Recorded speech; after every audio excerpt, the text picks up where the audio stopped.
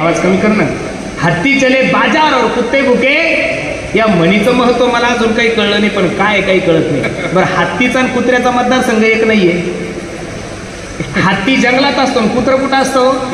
बोलत चला गड्या. हत्ती कुठं असतो? जंगलात. आणि कुत्र कुठं असतं? गावात. बरं, हत्तीचा आणि कुत्र्याचा गट वेगळा आहे. हत्ती जंगल गटात, कुत्र गाव गटात. शिंदे उद्धव गट नाही सांगत मी तुम्हाला, जंगल आणि गाव गट. बरं, गरीबातलं गरीब जरी कुत्र मोजलं आणि श्रीमंतातलं श्रीमंताच्या घरचं जरी कुत्र मोजलं तर 20 किलो भरल. गरीबातला गरीब हत्ती मोजा 2000 किलो भरल.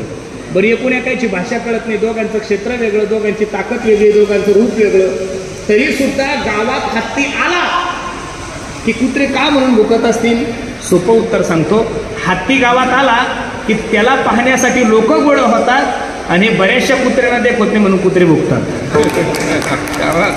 पण माझ्या प्रिय कुत्र्यांनो, हत्तीकडे पाहून भुकण्याच्या भानगडीत पडू नका. चुकून जर एखादा हत्ती मागं वळाला आणि तुम्ही जर त्याच्या सोंडीत सापडले तर तुमचा कार्यक्रम झाल्याशिवाय राहणार नाहीये. मला आता हसू येतं महाराज.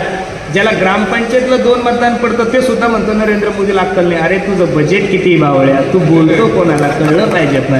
लोक कोणालाही कसंही बोलतात, लोकांचा जास्त ताण नका घेत जाऊ.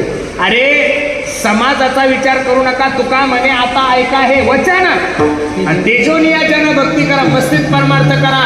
लोकांचा विचार करू नका. जमाने के लिए हम एक बार है लेकिन जमाना हमारे लिए 1000 बार है. समाजाचा विचार नाही करायचा. धनाचा त्याग केला, शरीराचा त्याग केला, समाजाचा त्याग केला. याचं कारण महाराज सांगतात, विषय तो त्यांचा झाला नारा.